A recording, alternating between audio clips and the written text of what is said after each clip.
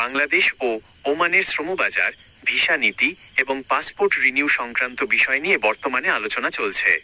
Social media ও online সংবাদের সূত্রে ওমানে প্রবাসীদের জন্য 3টি বড় আপডেট এবং বাংলাদেশ ওমান বৈঠক সংক্রান্ত সঠিক ও সত্য তথ্যগুলো নিচে বিস্তারিত তুলে ধরা হলো।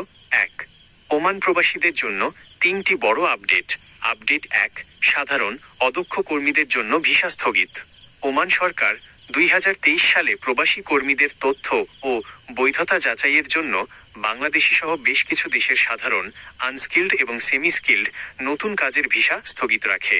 বর্তমানে অবস্থা official, family, doctor, engineer, teacher, accountant ও ভিজিট ভিসার মতো 10টি নির্দিষ্ট ক্যাটাগরিতে স্থগিতাদেশ তুলে নেওয়া হলেও সাধারণ নতুন শ্রমিকের ভিসা এখনও সীমিত পর্যায়ে রয়েছে।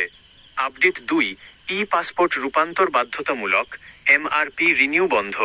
বাংলাদেশ সরকারের আন্তর্জাতিক নীতি অনুসারে এখন পুরনো MRP পাসপোর্ট নবায়নের বদলে প্রবাসীদের পাসপোর্ট গ্রহণ করতে বলা হচ্ছে। নতুন পাসপোর্ট নিতে হলে জাতীয় পরিচয়পত্র, NID বা অনলাইন জন্ম নিবন্ধনের তথ্য পাসপোর্টের তথ্যের সাথে হুবহু মিল থাকতে হবে। আপডেট 3, অবৈধ কর্মীদের বৈধ হওয়ার সুযোগ ও নতুন শ্রম আইন। ওমানে অবস্থানরত অবৈধ বা অনথিভুক্ত আনডকুমেন্টেড কর্মীদের জরিমানা ছাড়া ভিসা রেগুলারাইজ বৈধ করার বিশেষ সুযোগ দিয়েছিল ওমান ইমিগ্রেশন। এছাড়া নতুন ওমানাইজেশন নীতির ফলে নির্দিষ্ট কিছু কাজের ক্ষেত্র ওমানি নাগরিকদের জন্য সংরক্ষিত করা হচ্ছে এবং নতুন শ্রমিক নিয়োগে কঠোরতা আরোপ করা হয়েছে। 2. বাংলাদেশ ওমান সাম্প্রতিক বৈঠক ও ভিসা চালু সংক্রান্ত চুক্তি। বাংলাদেশ সরকারের প্রবাসী কল্যাণ মন্ত্রণালয় ও পররাষ্ট্র মন্ত্রণালয়ের কর্মকর্তাদের সাথে ওমানের উচ্চ পর্যায়ের প্রতিনিধিদের সাম্প্রতিক দ্বিপাক্ষিক আলোচনা অনুষ্ঠিত হয়েছে। নতুন শ্রমবাজার চালুর বিষয়ে আশ্বাস।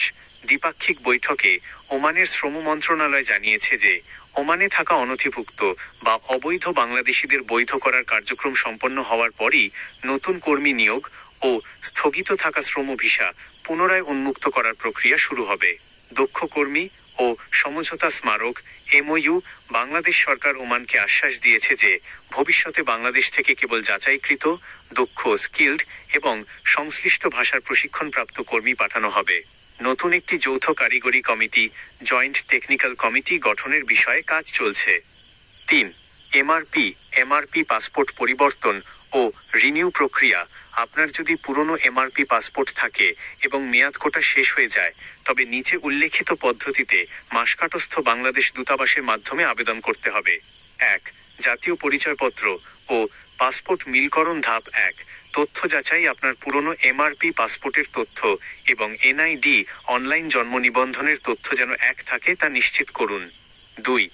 পাসপোর্ট পোর্টাল আবেদন। ধাপ 2, অনলাইন ফরম। অফিসিয়াল সরকারি ওয়েবসাইট passport.gov.bd এর লিঙ্ক এগিয়ে অনলাইন আবেদন ফরম পূরণ করুন এবং ওমান বাংলাদেশ দূতাবাস সিলেক্ট করুন।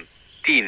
দূতাবাসে অ্যাপয়েন্টমেন্ট ও বায়োমেট্রিক। ধাপ 3, ফি ও জমা। দূতাবাসের অনলাইন পোর্টাল আমার দূতাবাস muscat.org এর লিঙ্ক থেকে অ্যাপয়েন্টমেন্ট নিয়ে নির্ধারিত দিনে ফি জমা দিয়ে ছবি, আঙুলের ছাপ ও বায়োমেট্রিক সম্পন্ন করুন।